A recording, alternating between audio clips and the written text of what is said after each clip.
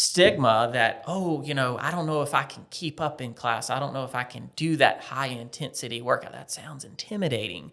But once we bring somebody in, that's, my favorite part about the job is bringing that person in that's 50, 60, or 20 and have never worked out and being like, I don't know if I can keep up with these people. And like, it's you versus you today, right? Mm-hmm. And you find your pace, and that's what we're going to do today. Yep.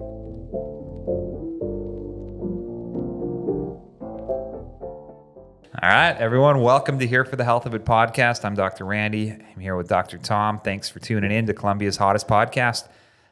We are episode 87 today. You took a risk there. How did you know that number for sure? I'm throwing that out there. Brett told me that it was 87. Okay. I thought it was 88. We were talking about Eric Lindros earlier. You know who that is? Hockey player. Yeah. Famous number 88. Okay. Anyway, we have Drew Mobley. Big name on this podcast. First ever podcast, too, he said. It's exciting. So you're the owner of Basecamp Fitness, which is a pretty big name now. It came onto the scene a couple of years ago. That's right. Yeah. We started franchising in 2021. 21. Yes, because I remember patients first starting to come in saying, I used to go to this gym and now I'm going to Basecamp. And have you tried Basecamp? Have you done Basecamp yet?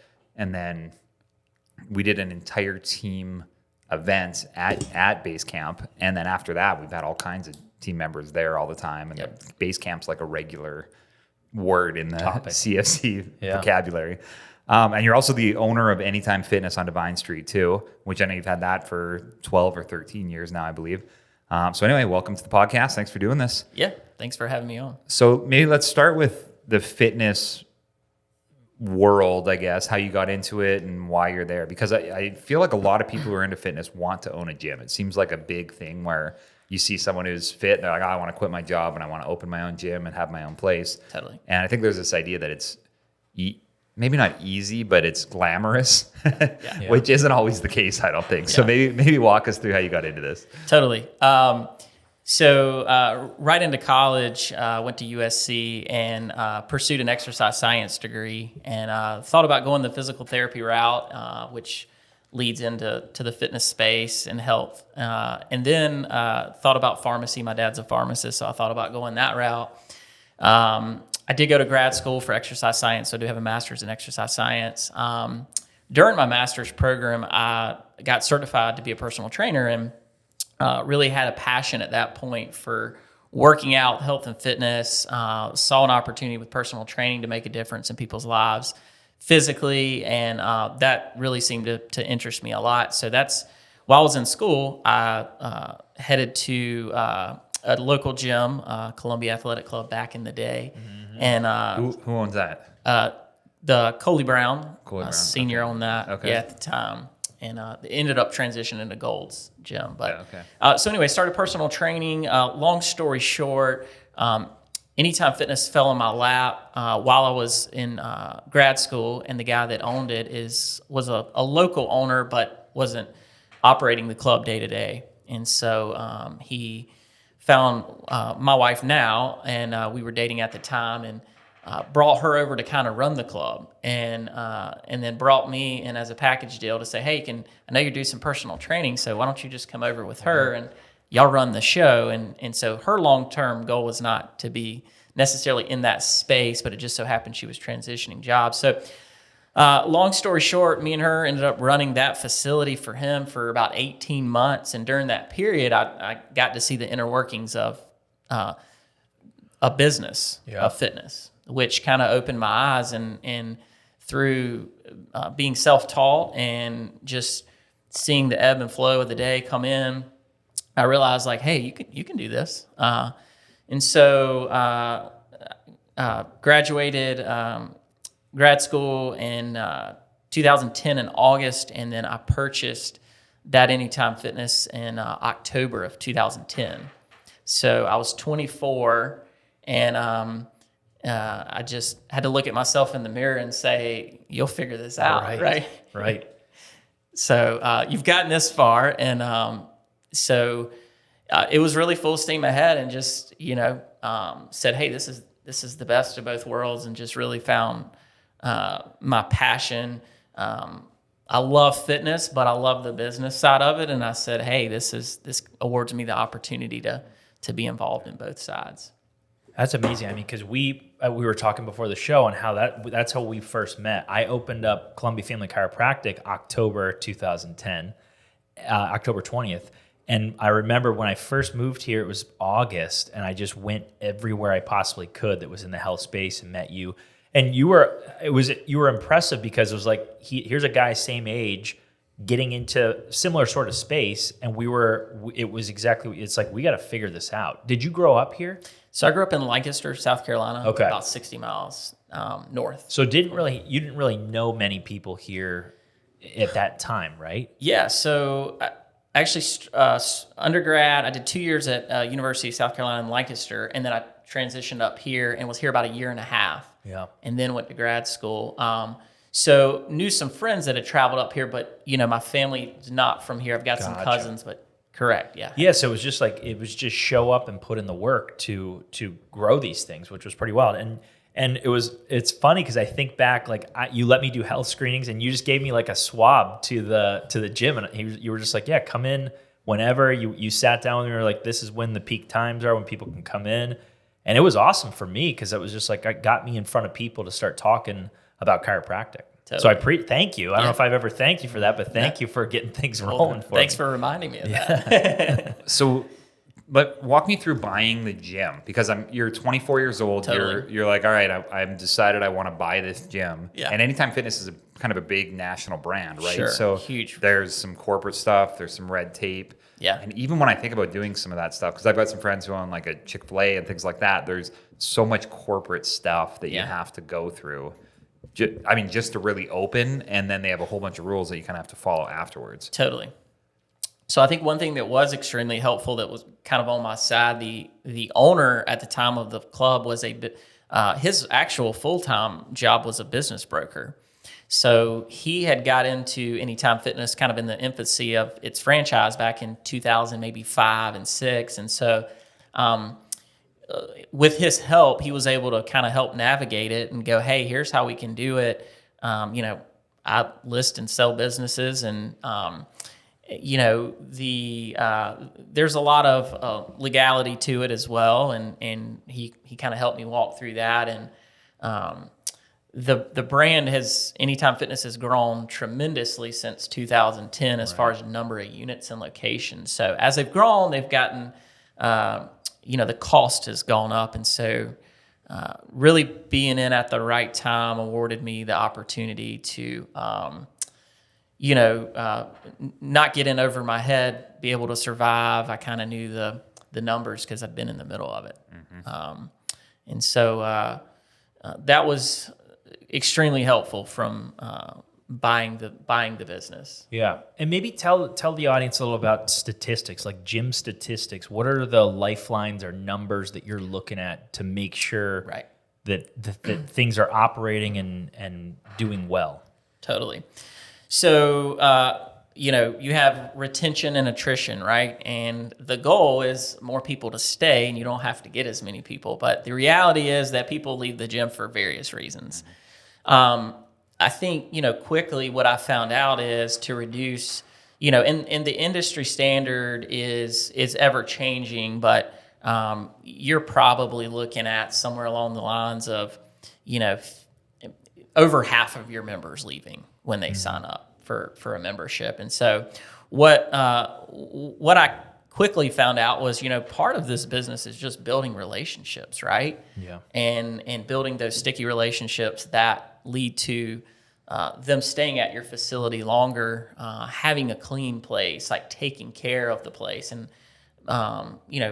making them feel welcomed when they come in, knowing them by name. And so I quickly learned, like, hey, like some of this is inevitable, right? Like, but can we cut, are there little things we can do to cut that down and make more of an impact where this is essential. Mm-hmm. And so then when you're getting people, what was the primary way that you were getting people to come to your gym originally? Sure.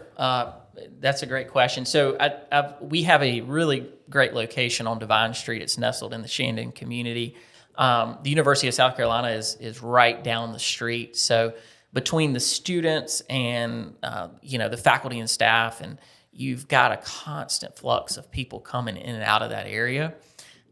One thing we really loved about that location is we always said it had a protected market space. And what we meant by that was there's not any land or any buildings you can really go in as another gym and say, hey, let's put a 10,000 square foot building, because then you have to support it with parking if you find that. Right. And so we said, wow, this really works well. People walk to the facility, people bike to the facility. It's pedestrian friendly.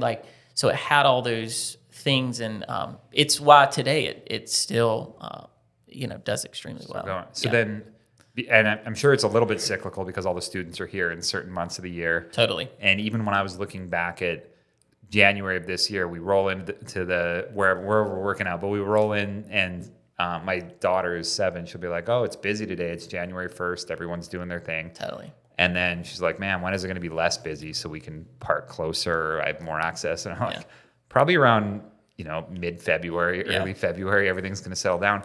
Although for me, it's felt like that hasn't happened as much in the last few years. So I don't know if that's just me noticing that or if it's actually a trend where there's less of a burst in January and then all the fall off in February and March. Sure.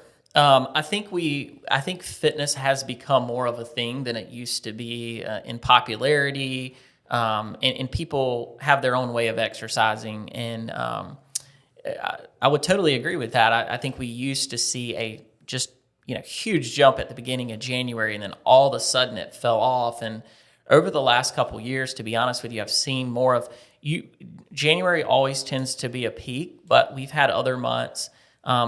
I actually remember looking back, it was either last year or the year before, maybe it was shortly right after COVID, but we had a July that outdid our January in new membership numbers, which was so cool to see. Yeah. The Columbia heat may have something to do with that, people melting outside. But it's an interesting phenomenon to think about that, because we've even seen that too, where it used to be there was certain months that were just always, this is going to be our big month because this is when everybody decides to do it, and it's not really like that anymore. We don't really know. Yeah. Interesting. And then as far as you mentioned, are you franchising Basecamp? Like this was your guys' concept, or is Basecamp a franchise that you guys purchased? Great question. So Basecamp and Anytime Fitness are owned by Self-Esteem Brands. Self-Esteem Brands is the parent company that franchises. Anytime Fitness was their baby and their product, and then they started looking into other franchises and purchasing those. One cool thing about Basecamp, it's Nick Swernum started Basecamp Fitness out of California. He's actually the owner of ZappoShoes.com. Oh yeah. And so the concept was really built around training MMA fighters because of the fast-paced, quick workout, the assault bikes. They had boxing and just the quick pacing. That was the design of it. And then over the years, it grew and they cleaned it up a little bit. And Self-Esteem Brands came knocking on their door and said, hey, we're really trying to get in the group fitness space. We like this product, and we can market and franchise this, and probably in 2018, I think they acquired it, or 19, and then got to a franchising point. Gotcha. 2021. So, and then what's the next closest one? There's one here in Columbia, and then... Yeah, great question. So we're growing fast. There's 20 territories that got sold in Florida probably 6-8 months ago. We have a couple in California, 3 or 4 in California, Minnesota. They just opened one up in Oviedo, Florida this week. They'll open up another one. Troy, Michigan opened about a week ago. So they're taking off. But as far as locations go, we were the first one on the East Coast. Nice. The Charleston territory has been bought, and there's a gentleman and his wife who will open 3 in the Charleston area. Wow. So we're excited about that. Greenville. You got to have your eye on Greenville then. Yeah. You can't tell all my secrets here though. But I love Greenville. Greenville's a market that reminds me a lot of Columbia. Yeah, and even Asheville, I would imagine. Charlotte, is the Charlotte market bought? Charlotte market's not a great market as well, super populated, and we always look at when we get to a market like that, like what is the competition, how saturated is the market, which is important. And is that what I guess, one, let's describe to the listeners that haven't been to Basecamp, just the style. Sure. Kind of walk through that for us. Absolutely. So Basecamp is a 35-minute high-intensity, what we call functional training workout. You'll hear a lot of HIIT, high-intensity interval training, and so we like to throw in the word functional because we do a lot of functional movements. We alternate 1 minute on an assault bike. A friendlier name of that is what I call an air fan bike, so it just blows air in your face and cools you down as you work out. But for a minute, and then you jump to the floor and do strength for a minute, and you're 1 minute on, 1 minute off. And the idea with Basecamp is to push for a higher intensity for a shorter amount of time. So we often use the words effective and efficient. So you can go at a higher, you can get your heart rate up a little higher, you can push harder in that. And then we do a 10-minute core stretch optional, which 35-minute workout, 10-minute optional core stretch portion. Have different focuses for different days. So upper, lower, full body. Nice. Strength day, cardio day, the mix there. And it's class style, like group fitness, as you mentioned. Totally. Yeah. Kind of describe that, the learning curve coming from Anytime Fitness and kind of that model and then going into group fitness. What was that like? Yeah, I love this question. I'm glad you asked it because most people would look at Anytime Fitness and go, okay, so he's in fitness, he's opening another fitness studio. So very similar, and it's so different. It's funny. I was on the phone with my manager at Anytime Fitness probably an hour before I got in, and I was just we were talking about some things and some shift changes and coverages, and it's just a whole nother dynamic. Right. The difference with Anytime Fitness is the cool thing is we have a manager, we have trainers. One manager can kind of run the show, the trainers train the people. The place can operate 24/7, and the luxury is I give you a key fob. The doors are locked, it's safe and secure. There's security systems in place, lights on. With Basecamp Fitness, there's a little bit more hands on deck. We run 47 classes a week.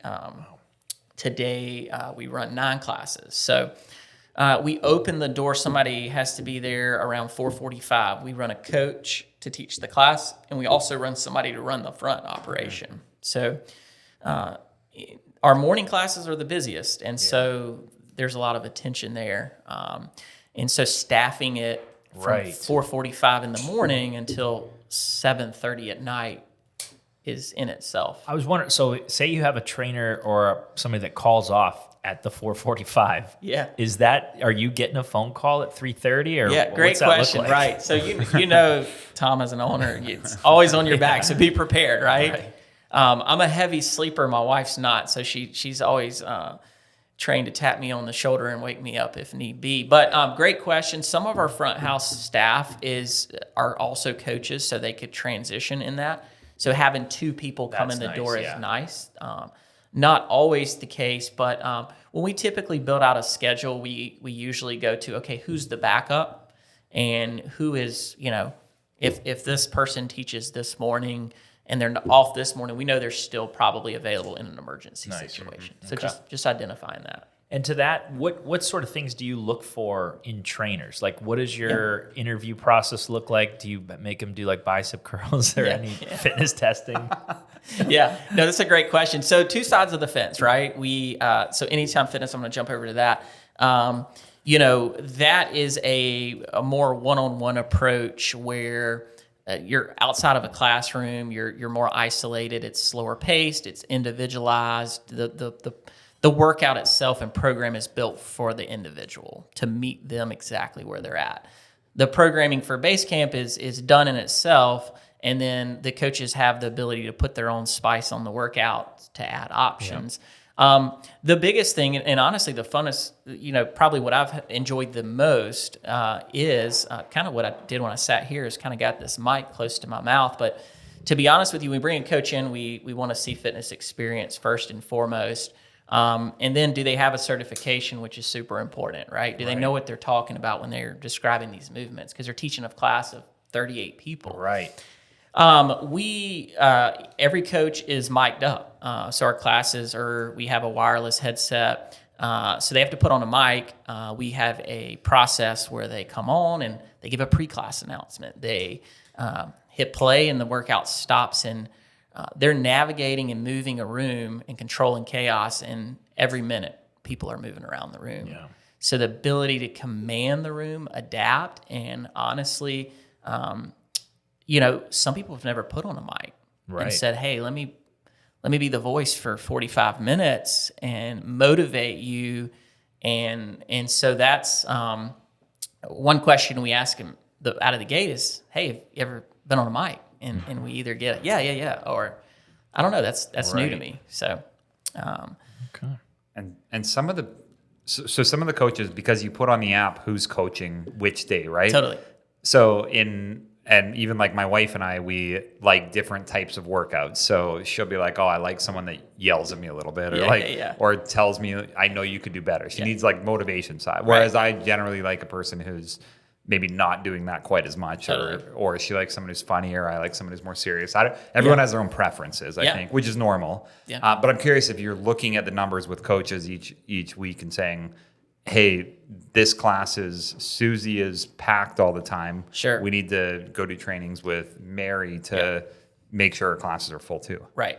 No, that's a great question. And honestly, when we opened the facility, that was my mindset that, we would see that. And the reality has been with us, and this is just a testament to our team and our coaches, that certainly we don't want every coach to be the same. I want, Susie to have her own personality and own funk and own spice to the workout. What we've seen is consistency amongst the workouts that we deliver, and people really show up because they're getting a good workout, whether it's John or Susie coaching, right? Mm-hmm. And that's what we want to see. The usage stays pretty consistently. We've thrown a brand new coach on the mic before at a certain time, and people show up because that's their time. Yep. Yeah. And if we can deliver the experience, then the person matters, but it's not as, I get it, and that's our goal too in the chiropractic world, is we want someone to just walk into any of our clinics and just not worry about it because they know they're going to get a great adjustment, great experience. But I think it's not an easy thing to do either. I think that's business experience and years of figuring it out and going through it to figure that out. Totally. So what, I guess with that, how do you guys celebrate wins for people, whether it's your even team or for your clients? What's your process of making that fun and high five? You give them a high five and a slow motion hug. Yeah.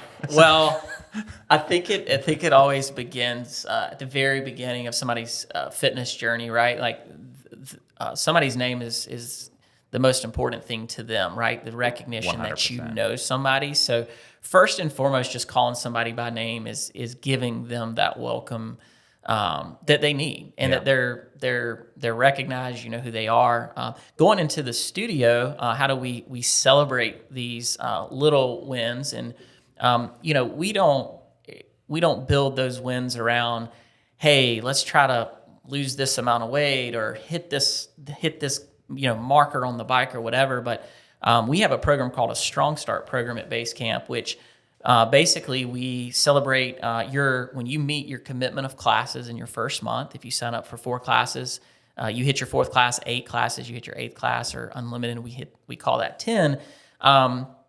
During that class, that 10th class, the 8th class, the 4th class, the coach gives a subtle celebration of, hey, Tom, congratulations, you've hit your 10th class in your first month. We're going to do an all-out, sprint for that, big celebration. We give T-shirts. We have a lot of T-shirts, nice. A lot of free T-shirts at Basecamp. And so just a moment there to celebrate, hey, when you signed up, you made this commitment, you met it. Here's a T-shirt, here's a high five, and then let's get together at the end, get a fun picture, and let's make sure that we can keep this consistency in this fun environment and community. So, and then tracking wise, you guys, what all are you tracking for clients? Yep. Are you looking at, of course, the number of classes, but then do you do any metrics within their like heart rate and body fat and all that? Yeah. So the neat thing with Basecamp and Anytime Fitness has built a really, really cool app I'm going to go to Anytime Fitness first because they're a little further along in the integration of what they have. But we've got a really cool app now that when you sign up, you put in all your personal information, what your goals are, and it'll spit out and develop a plan for you. And then the app can be connected to it's an eVolt scanner, which we have an InBody scan, and that can connect to that. So when they get on that body scanner, if they want to see some progress and goals, it spits it out and makes recommendations, nutrition recommendations for them. So it's a really cool way to track it if you are somebody that needs those, like, hey, where's my progress? Is what I'm doing working? Yeah, and that's what they want to know. Basecamp has an Apple Watch app that is built into the booking system that basically 2 touches of a button, 1, 2. You start your workout. It gives you all your heart rate zones. We have a thing called Basecamp points, which are based on different metrics that you can accumulate, and you can save that workout. It's in the app right where you book your classes, and it allows you to kind of judge, like, the workout that day, and was it more cardiovascular intensive, or did you push a little more with the weights that day, or whatever it may be. So nice. Nice. And you guys, you said you opened in 2021, Basecamp? April of 2021. Yeah. Was that weird because we were still in the middle of the COVID stuff? What made you guys think that was a good idea? Yeah. I was also hopeful you would ask this question. So before I bought Basecamp Fitness, I was in my office at Anytime Fitness. I want to say it was sometime around the middle of April of 2020. So at that time, the gym was closed. Like, my lights were shut off at the gym. And for about a year, once I found out they were franchising Basecamp, I put my name in the hat and said, I'm super interested in this. I'd love to get into the group fitness space. Like, put me at the top of your list. I want a phone call. Yeah. I got a phone call. I was doing some office work, a little bit of that. And the girl called me from corporate, and she goes, hey, I was just calling. Do you have a second? I said, well, my gym's closed. It's, we're in the middle of COVID, so you can talk my ear off right now. And so she said, well, this is a really, I know this is an interesting time, but also a good opportunity because we're really giving some good deals and we're just getting this thing started. And so I said, hey, all right, I'm all ears. So at that point, started looking into Basecamp and just seeing how it would work, could it work, and then honestly taking a bet that on the other side of COVID, there would be this like surge of people, and eagerness. And July the 5th, me and my business partner Suzanne bought Basecamp, and I brought her on board. She was a big part of my team with Anytime. And so we kind of looked at each other and said, hey, we're going to do this. At that point, I think in the probably May, the gyms had started opening back post-COVID. And what I saw was like a beat down of the door. Yeah. And I said, people are craving this. Like, you took it away. And I was like, this thing is gonna surge. So we bought it, and we found a lease. We got a spot. And January 1st, 2021, we started what we call the pre-sale process. And to be honest, looking back, that it happened to be the best thing that happened, because what did happen was people had still left the gyms that they were at because they were taking precautions for COVID. Mm-hmm. So what we had were sitting ducks. Yeah. To go, hey, this thing is we're getting closer. Vaccines are coming out. People are just feeling more comfortable. And what we kept hearing was, as soon as vaccines come out, it's game time, right? We're ready to get going. And so that gave us an opportunity to reach out to people, do marketing, make phone calls. We opened in April 19th, 2021. So we had about 3.5 months of pre-sale. During that period, and we hired a girl, Whitney, and I'll give her a big shout out here because she was such an integral part of our team. And onboarding, we brought her down from Wisconsin. And we opened the door with over 300 members. Wow.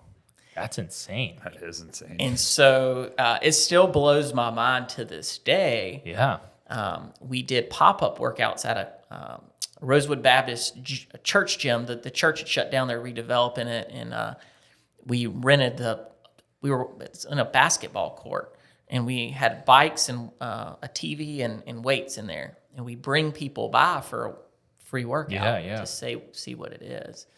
And so people would come in, friends would come in, groups of 8 or 10 people, and be like, wow, this is neat. We were excited about what's to come. And again, we had those individuals who just said, I'm not really working out anywhere right now. And as soon as, April comes around, that's a perfect opportunity for me to get back into something. That's awesome. It's interesting because we as a team at Columbia Family Chiropractic, we went to probably 8 different gyms, 10 different gyms and worked out. And it was all kind of the same thing. And part of it was even me. I was like, I don't have a gym membership anywhere. I want to try something different. And it was interesting to see how many of our staff ended up staying at Basecamp. Yeah. And it wasn't just like they were looking for anywhere. It was like they'd been to 10 different places in the last 3 months and then decided to stay there. So I'm curious what it is about the workout that you think is different. Do you think it's the 35 minutes? Do you think it's the assault bike? Do you think it's location? I'm just curious why you think it has that factor right off the bat. Yeah, absolutely. So I think people, there's 2 sides of the fence, and going back to, a question, group fitness versus individualized, going to the gym, doing your own thing. I think there's 2 sides of the fence. Those that are more self-motivated, that like the ability to go in, do their own thing on their own time, at their own pace, those folks opt for a traditional gym, and that works for them. And if that's where their consistency is, that's a win. And then there's folks that have tried that or maybe not tried that who go, hey, I just thrive better in a group setting, with a community, with people around me. I just push myself harder. If they've had an experience doing it by themselves and doing it with a group, they go, hey, group's where I need to be. And with Basecamp, to answer your question, the assault bike allows you, it's a low impact form of cardio that in 10 seconds, moving your arms and your legs, you get a full body cardiovascular benefit where your heart rate can get up to max just like that. Yeah. And what I think people really love about it is how high they can get their heart rate up in such a quick manner without the impact.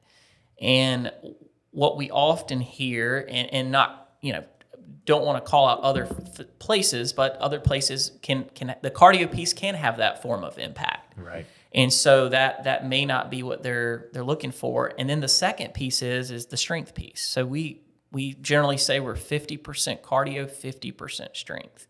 And so with Basecamp, you see a lot more functional movements, like movements that you see a Turkish get up in it's one of our strength movements. And so that's not a common movement. And teaching people to move how they move day to day and to make them stronger makes them better at the things that they want to do, whether that's golfing or swimming or playing with the kids. And so having the instructor in the room that can provide what we call harder, easier, better options. Yeah. Right. If you have that avid athlete, we want to be able to give you that option, right? And if you're that beginner, we want to be like, hey, instead of that jump right here, we're going to teach you how to step it out. And that's great, because if you keep your body moving at the end of the day, that's what we're going to high five. Yep. Nice. What kind of gym attire do you recommend? Has anybody gone shirtless at your gym? We've had that question asked. We did have that question asked. Wait, split like that guys and girls too. Yeah, that's also a good question. So, yes, we've been asked once or twice about the shirtless thing. We do like for our members to be clothed. Number one, male. Randy's a big tank top guy. Yeah. Tank tops are good. How about swim trunks? He does swim trunks. Short shorts. Swim trunks could be. We would allow that. Yeah, they're board shorts. They're not swim trunks. They're board shorts. And then 2 or 3 chain necklaces. What do you prefer with that? Because no, I wear that when I go out, not work out. We can swing. I wear the chain necklace to dinner. We can swing the chain necklace just as long as I'm not making a lot of noise. Right. But somebody wanted to go shirtless. We had that question asked, in the last year, and it was a male, and he was, hey, it's not a deal breaker for me, but I just want to know. So he had a great approach to it, and I'm sure he was fit. Right, you're not getting that from the guy who's overweight. Right. I mean, if you come in with that confidence, then you've been doing something, and you have that self-confidence. I love that. Right when he comes, he's like, "All right, it's not a deal breaker, but can I take my shirt off?" To ask in advance is kind of nice too, because I would think most people would just take their shirt off and make you tell them they need to put it back on. Well, the climate is 69 degrees in the room. We run 2 dehumidifiers to keep that humidity level down and comfortable. That's good. So, and what like Peloton? I guess this would be more the self-motivated people. Do you see that being like where fitness is going, or do you think that, like, in your opinion, over the next 5 to 10 years, what do you see happening in the fitness space? Totally. And I'll admit, I have a Peloton bike and treadmill. So I'm a user. We have 3 Pelotons at Anytime Fitness. They should pay me commission for the amount of bikes that I've sold from people that have gotten on my bikes. But, COVID gave people an opportunity to try at-home fitness. And it worked for a little bit. And people realized, hey, I can get a good workout at home, and I think that lasted only so long. But people thrive on in-person community interaction, and I think COVID presented an opportunity for us to see what it was when it was taken away, because we've never had that. And so people crave that. And whether it's being in a gym by yourself, listening to your headphones, being in your zone, and seeing other people working out, to just get out of the house. For sure. Right? There's a nice team component to it, and there's a nice, like, you can make up your own story in your head. Like, sometimes I'll go into the gym and I'll go, they don't want it today. And I'll pick out random people to make sure that my heart rate just beats them. Right. And they have no idea. Love it.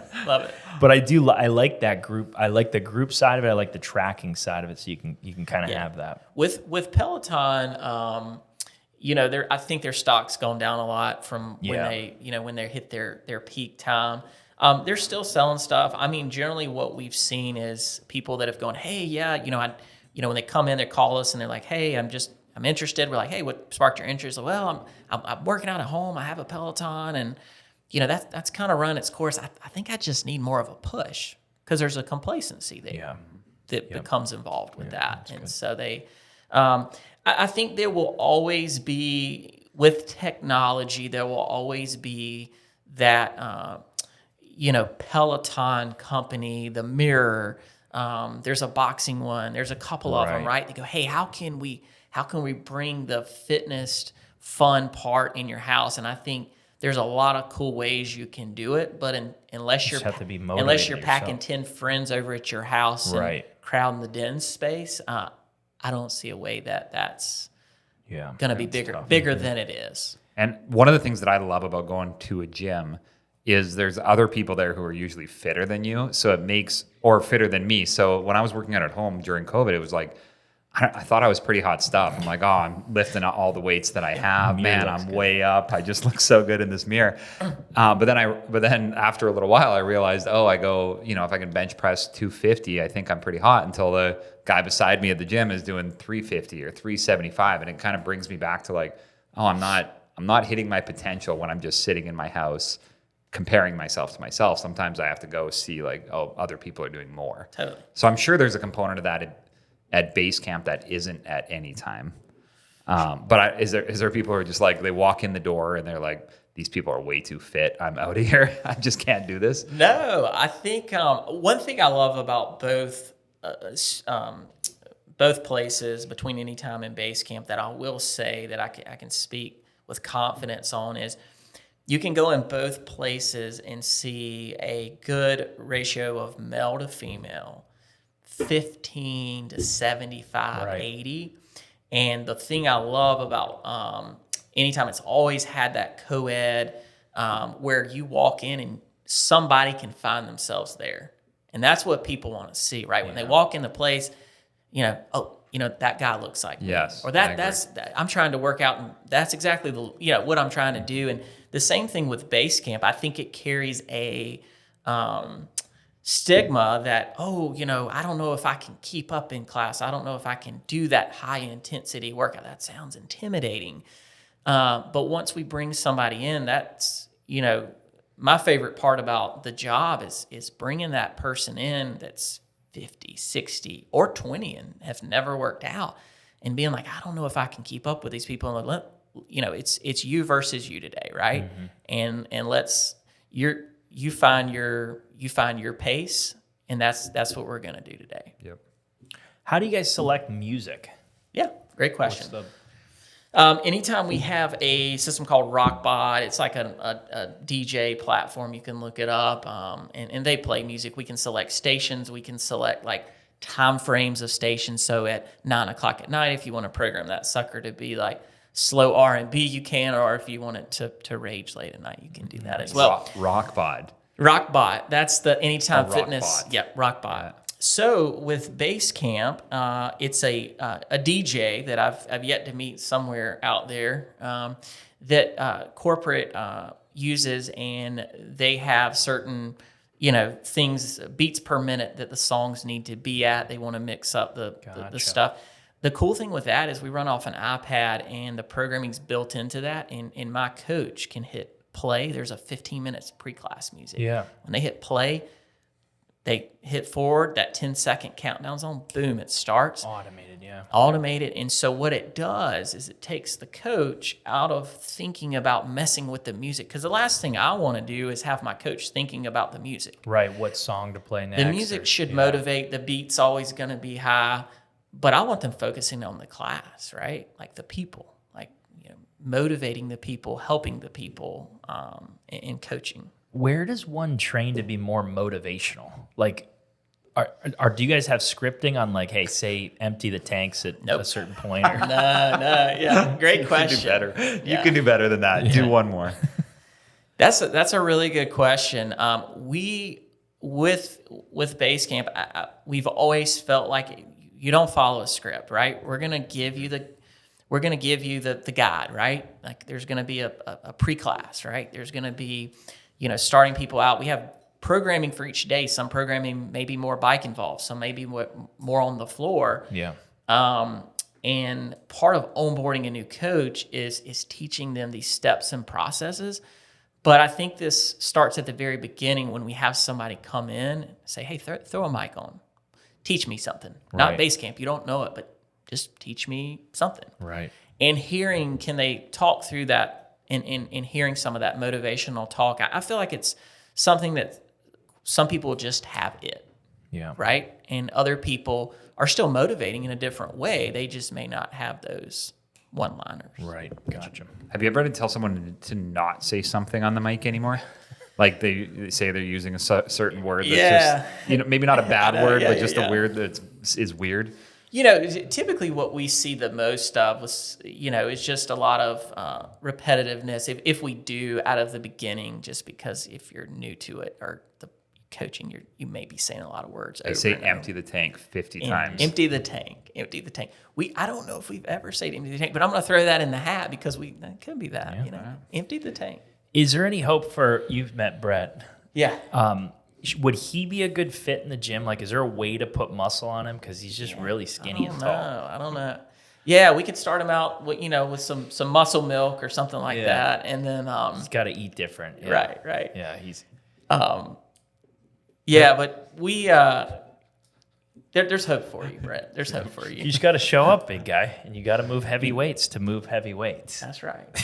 You just got to show up. Well, there is something that happens though, where you hit a certain age, and then all of a sudden you can put muscle on. I'm sure it happens because I remember being in chiropractic school, early mid-20s, lifting every single day as much as I could, and I just could not put on weight. I was 184 pounds, and no matter what I did, I would eat like crazy. I would work out all day, and I would just be like the exact thing. And even my wife looks back at pictures of me. She's like, oh, you're so tiny and so skinny. And I'm like, I just couldn't do anything about it. And then all of a sudden it hit where it was like, boom, I could put on 10 pounds of muscle, 15 pounds of muscle, doing the same thing that I was doing before, but it was a little different because then if I ate wrong, I got fat quick too. So I'm curious where you think that falls, or if you're seeing that transition in some people. Yeah, I really think a lot of it boils down to nutrition is a huge piece of it, right? I mean, we almost say like 90% of it is nutrition, right? And 10% what you do in the gym. So it's like, well, should I go work out? Yeah, you should definitely go work out. But, I think it's just how an individual trains, whether they're going for, training for progressive overload to build, and strengthen each day, or they're going more for that cardiovascular benefit to keep that heart healthy and doing that weight in moderation that makes them feel toned and have some muscle. But, what I hear most often in the last couple of years is not really, hey, I'm coming in here. I really want to, get my bench press up, or I really want to get to be, where I was in high school. But it's just like, hey, I need to work out. I want to feel good, right? Maintain a little bit of muscle, right? But I'm not trying to walk around and flex all day long. Right. So. Right. So I'm curious if you were to do metrics on Tom. Yeah. And sometimes this is like, we like this as an interview question. Where would you put him at his bench? You think his bicep curl, and then let's say run. Let's say run, 1 mile run. 1 mile run. Those are the 3 metrics. Okay, so bench press. Bench press. I don't Look know. at the shoulders. Yeah, he's good shoulders. He's good shoulder, good posture when he's sitting up. I'm gonna give Tom like on the bench max probably like 260. Yep, that's good. 260. Really big. Yep. Okay. On the 1 mile run, I'm going 7 minutes and 20 to 30 seconds. It's almost spot on. That's pretty good. Yeah. I mean, he wouldn't be able to function after that, but I think he might be able to do that. That's almost spot on. Maybe I should go to the fair. And then bicep curls. Are we talking a barbell, a fixed barbell, or are we talking What do you dumbbells? normally do? Do you normally do dumbbells. Dumbbells, like hammer curls, or just like regular, like the max Like you can do. Yep, just regular. With good form. Yeah, With good form. yeah. I'm going to say Tom can do probably 45 or 50, but probably like 40, 45. Repping, yep. Good. I mean, the guy's good at what he good. does. Here's why that's interesting, because we've had personal trainers interview in our office before and ask them questions. Kind of to throw them off. Partially to see just if they're like if they could joke around and be normal. But then also to know if they understand speed and miles. So we had one time a personal trainer said something like he could run a 4 minute and 15-second mile, and we were like, you don't understand how you've never ran a mile in your life if you think he's running 4 miles. And then even the bench press side of it, we had a girl pause for a really long time, and was like, no, like you talked like normal, like kind of talked through it and joked around, but she just sat in dead silence, staring at me for a minute. And we posed it like, can I do more or less than 200 pounds? So it wasn't like come up with a number, which would take longer. Sure. It was like, do you think he could do more or less than 200 pounds? And she sat there it was an awkward amount of time, and dead silent, and then said, No. Nope. No. At least she thought through that, though, right? She was serious about it. It was so uncomfortable. I guess so to wrap up, what's the easiest way for people to check you out at Anytime Fitness or at Basecamp and find you guys? Totally. Instagram, websites, all that good stuff. Yeah, so we try to be very active on social, which is kind of the name of the game. You can Google us, Anytime Fitness on Divine Street is our location, Basecamp Fitness. On Millwood, they're 0.3 miles away from each other. So if you're trying to decide if group fitness is for you or maybe just the gym is for you, they're both right around the corner, so you have the luxury of that if you're downtown. We do a 7-day trial period at Anytime Fitness where it's like, hey, let me see if this place is for me. Get a key fob, come in, try it out, kick the tires, get on the equipment. Let's see if that's your jam.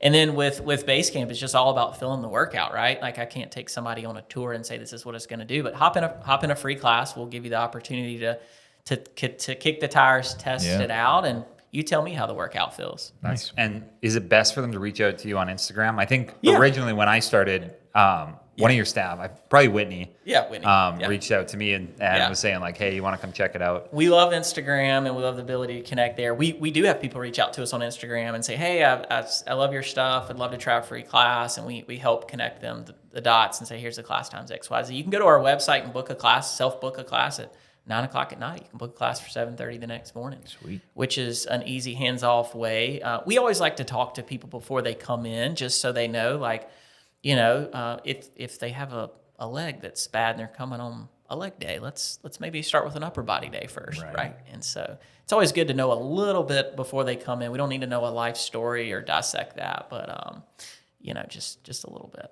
And then your website is Basecamp Fitness. So basecampfitness.com, and then you get on there and you can find our location, and it'll, URL will be Columbia. Anytime Fitness.